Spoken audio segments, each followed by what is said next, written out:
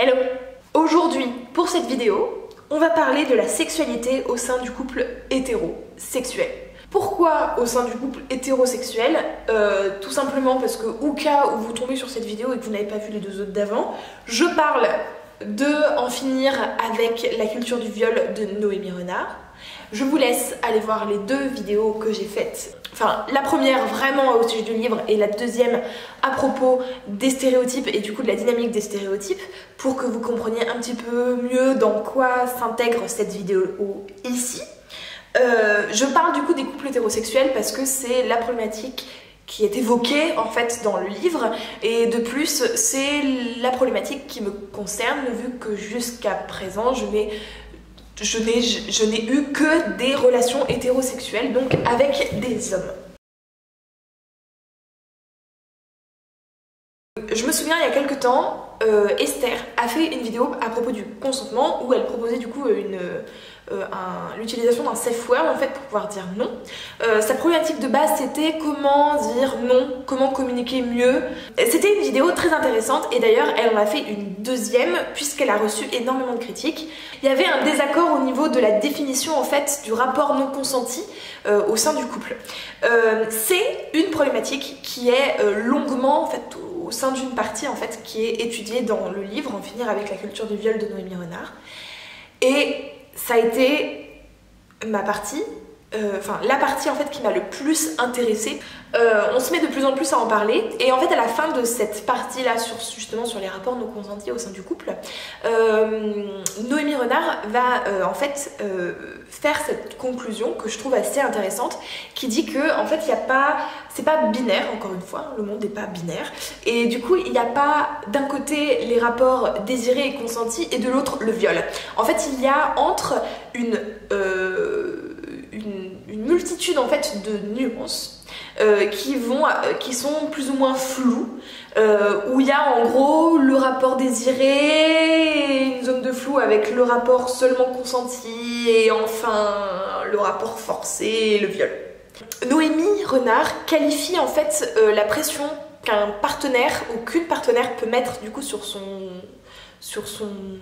autre partenaire de coercition sexuelle, c'est-à-dire une espèce de pression qu'on va mettre sur le rapport sexuel en disant par exemple oh, mais s'il te plaît on l'a pas fait depuis longtemps, ou en étant carrément plus direct en disant bah écoute faut qu'on fasse l'amour sinon je vais te tromper ou sinon je vais te quitter, etc.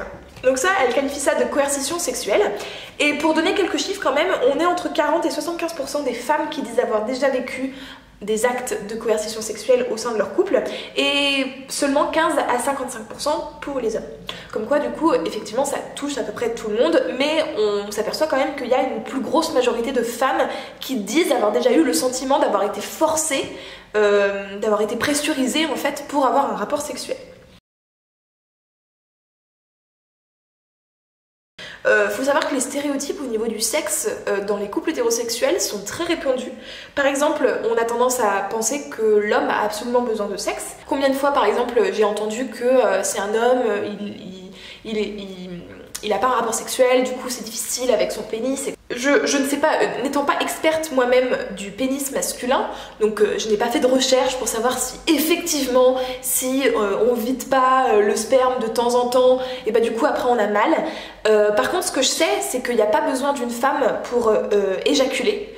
Ça par contre j'en suis sûre, et du coup mettre la pression sur sa partenaire en disant bah en fait il faut absolument qu'on fasse l'amour hein, parce que moi après Pépette elle a mal hein. Ça par contre c'est de la coercition sexuelle et en vrai c'est pas super. Aussi un autre stéréotype, donc là plutôt à propos des femmes, qui disent que du coup bah, nous on a moins besoin de faire l'amour, qu'on peut plus prendre sur nous, ce qui est faux. Ça dépend plutôt des individus et aussi dans quelle période on se trouve, puisque de toute façon la libido elle dépend de énormément de choses. On peut parler du coup bah, des cycles des hormones pour les femmes, ça c'est sûr, de la contraception également, ça dépend aussi bah, de l'état de fatigue, du stress, etc. Enfin, si vous voulez, votre environnement et votre mode de vie en fait influent énormément sur votre libido, donc c'est pas quelque chose de genré en fait, c'est quelque chose d'individuel et qui est dû surtout à votre environnement, mais pas forcément à votre genre. Il y a aussi ce stéréotype aussi de devoir un peu conjugal. On va parler d'un viol entre guillemets franc, c'est-à-dire où on a vraiment dit non je ne suis pas d'accord et où il y a quand même rapport sexuel, pour mettre tout le monde d'accord, pour pas être du coup dans cette zone grise que j'essaye actuellement de déconstruire dans cette vidéo, ce qui est plutôt pas évident. Donc on va se mettre du côté viol extrême avec du coup une véritable énoncé de non j'ai pas envie et qui a quand même rapport sexuel. Une personne à qui ça arrive au sein d'un couple hétérosexuel, quand elle le dit en fait, quand elle le confie à quelqu'un, voire même à la police ou au système judiciaire, hein, mais on va s'arrêter là, on va juste parler de le dire à quelqu'un, c'est souvent dit mais attends, bah non, c'est pas, tu peux pas, t'es en couple avec elle, avec lui, du coup c'est pas possible, tu peux pas te faire violer, voilà.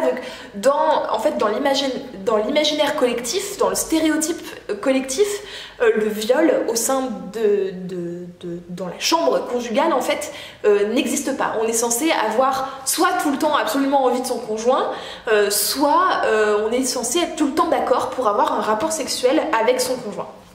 Et puis aussi, on a aussi cette croyance aussi extérieure que le refus pour les hommes, et ça je sais que j'ai partagé des publications sur Instagram par rapport à ça, qu'en fait le refus pour l'homme au niveau d'un rapport sexuel est très difficile à vivre et que du coup ça va en fait soit par exemple le castrer ou alors qu'il va se sentir très mal et qu'après du coup il sera pas heureux dans le couple.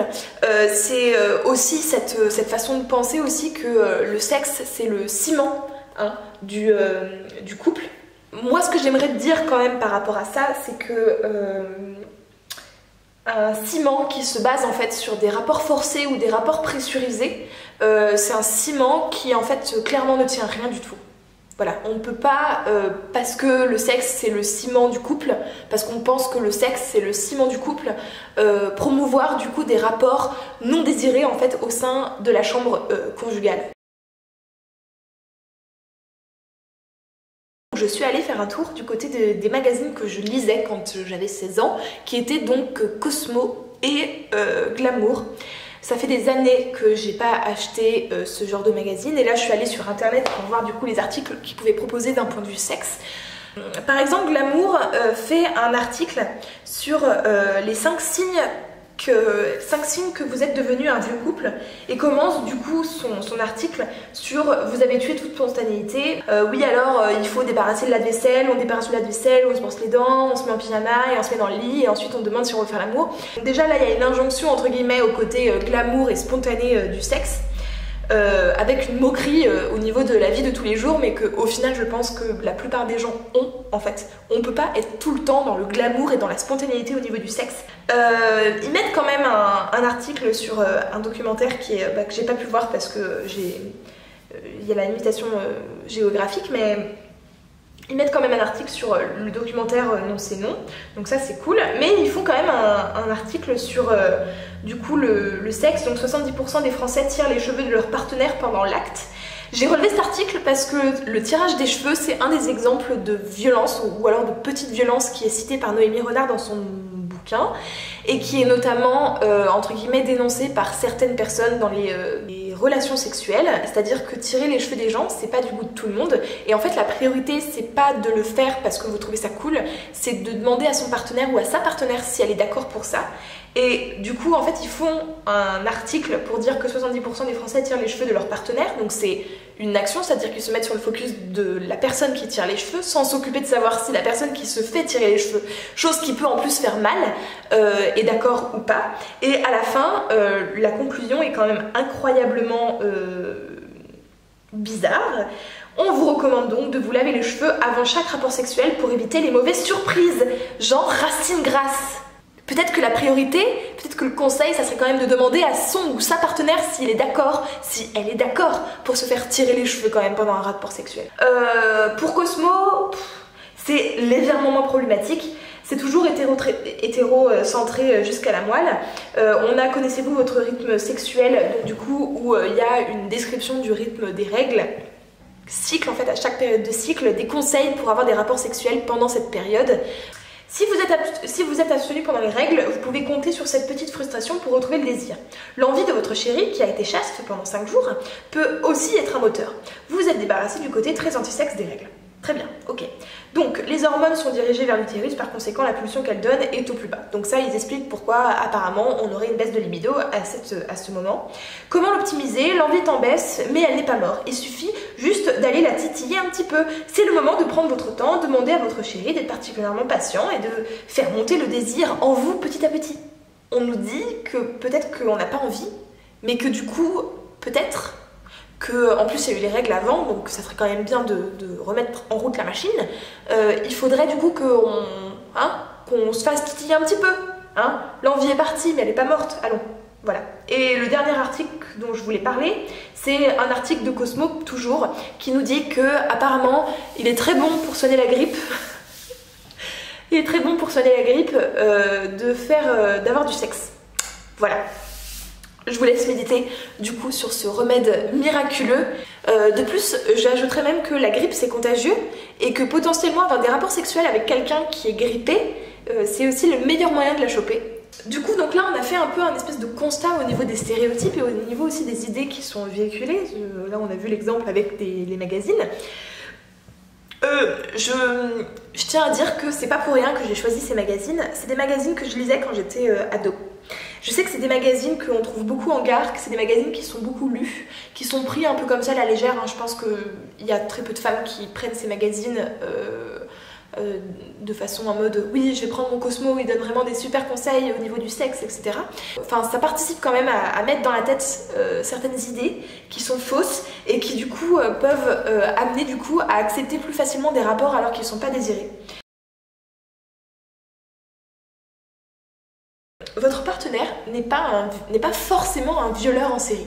Comme on l'a vu, il y a énormément de stéréotypes qui sont véhiculés et ces stéréotypes, ils ont quand même la peau dure, donc c'est difficile de les évacuer, mais avec un peu de communication pointée plutôt sur vous, donc vraiment en communication non violente. Et vous n'êtes pas obligé de rentrer dans des grands débats féministes ou des choses comme ça, juste de dire, bah, en fait, parfois on fait l'amour et j'en ai pas envie. La seule solution dans les relations, en règle générale d'ailleurs, c'est la communication. La communication non violente, ça repose sur la communication qui est tournée sur vous, donc sur vos ressentis, etc. C'est-à-dire le principe c'est de ne pas accuser l'autre de tu n'as pas bien fait ça, tu fais ça, tu... plutôt tourner du coup sur notre ressenti, c'est-à-dire au lieu de mettre... Après ça dépend de l'intensité que vous voulez mettre dans la conversation, on est bien d'accord. Mais au lieu de mettre la pression en disant tu m'as forcé, etc. On peut aussi tourner si vous avez des problèmes à l'énoncer, parce que c'est surtout ça le souci. C'est pas tant le message que vous allez envoyer, c'est surtout vous, comment vous allez oser du coup amener en fait la conversation. Parler de votre désir à vous et du coup le fait qu'en fait parfois vous n'avez pas envie et que vous avez déjà pas eu envie et que vous l'avez quand même fait, ça peut déjà déclencher une prise de conscience chez votre partenaire. Alors après, comme je disais, hein, votre partenaire n'est pas forcément un violeur en série, n'est pas forcément quelqu'un qui veut absolument votre mal ou qui veut absolument vous forcer. Maintenant, si votre partenaire en fait ne fait pas la connexion, ne veut pas entendre ce que vous dites, c'est-à-dire même si vous dites j'en ai pas envie, des fois je me force, si votre partenaire continue en fait à vous forcer en fait au final, voilà. J'attirais du coup votre attention pour dire que là du coup le problème il n'est plus le même. C'est-à-dire qu'au début, quand vous n'avez pas encore eu de communication avec un peu une... pour dire bah j'en avais pas envie tu sais la dernière fois, voilà, je me suis un peu forcée, etc. On peut être au début dans une situation où en fait votre partenaire, donc la personne opposée, est pas forcément au courant de ça, pour plein de choses, pour plein de stéréotypes ou de pensées qu'il a, etc., etc. Cependant, une fois que vous lui avez dit que vous n'avez pas forcément toujours envie, que parfois vous vous forcez et que malgré ça, il continue à avoir du forcing ou même une justification que oui, mais en fait, il faut absolument qu'on fasse l'amour parce que sinon je me sens pas bien et que sinon je vais te tromper et que sinon je vais te quitter.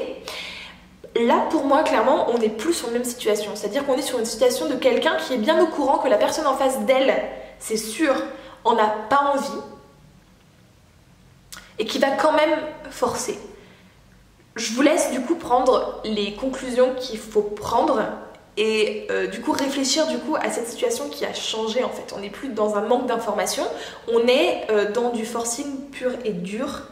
Et Moi personnellement j'appelle ça du coup un viol, clairement. Il n'y a plus d'histoire de zone grise là. Pour moi la zone grise, on peut l'appliquer quand il y a une méconnaissance en fait d'un des partenaires sur la situation. C'est-à-dire quand votre partenaire est persuadé que en fait, vous en avez envie, que c'est juste comme ça que vous faites, etc. Ou même que vous donnez le change avec par exemple de la simulation. Simulation par exemple qui est au final, on en parle depuis très longtemps de la simulation. Hein, les femmes ça simule, etc. etc. Ça, bizarrement, c'est une pensée qu'on a et qui arrive assez souvent, qui est souvent moquée d'ailleurs dans les films.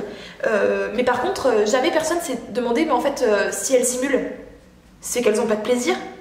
Donc peut-être qu'il y a un problème. Donc la zone grise, pour moi, elle est quand il y a une méconnaissance d'un des deux partenaires et un manque de communication. À partir du moment où en fait c'est clair, c'est-à-dire qu'on est dans une communication ouverte et où on dit clairement, bah, en fait j'en ai pas envie, j'ai pas de désir, et que le partenaire en face n'est pas capable de prendre ça et du coup de changer son comportement, ou alors pire, continue à justifier le rapport sexuel par les idées reçues. Pour moi, là par contre, personnellement, j'appelle ça un viol.